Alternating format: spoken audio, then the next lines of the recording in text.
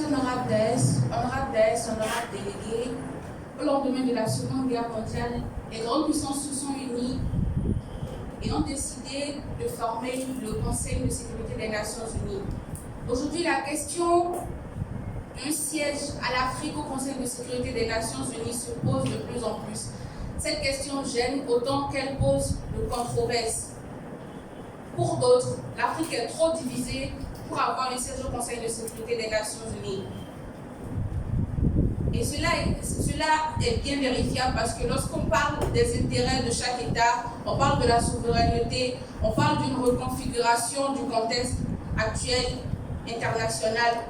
La question se pose de plus en plus de savoir si la faisabilité d'un siège de l'Afrique au Conseil de sécurité des Nations Unies est bien pertinente. La Côte d'Ivoire affirme la pertinence d'un siège de l'Afrique au Conseil de sécurité des Nations Unies. Le droit de veto à l'Afrique au Conseil de sécurité des Nations Unies est plus une réparation historique de l'injustice que l'Afrique a connue pendant la période de la guerre mondiale, pendant les périodes de colonisation. Trop souvent, les imaginaires qui ont été plantés dans les têtes des Africains, les narratifs qui sont évoqués sur la scène internationale sur l'Afrique révèlent souvent une Afrique qui n'est pas souvent ce qu'elle est.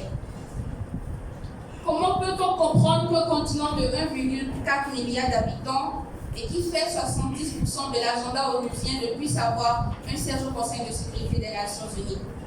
La Côte d'Ivoire affirme son engagement à accompagner ce processus panafricain, parce qu'aucun État ne pourrait prétendre détenir ce droit de veto sans le consensus africain.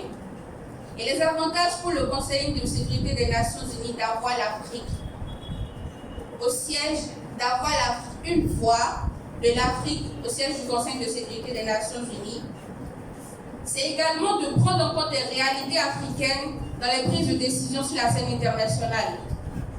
Parce que lorsqu'il faut décider s'il faut agir, s'il faut envoyer des missions de paix et de sécurité dans les États africains, sans pour autant comprendre les réalités et les contextes dans lesquels cette situation se passe, il y a un problème de pertinence.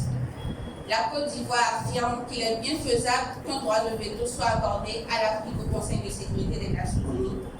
Ce droit de veto permettra de prendre en compte les réalités africaines. Ce droit de veto permettra à l'Afrique d'avoir des politiques sectorielles harmonisées. Ce droit de veto permettra à l'Afrique de prendre des décisions stratégiques en ce qui concerne l'image que l'Afrique veut refléter au monde.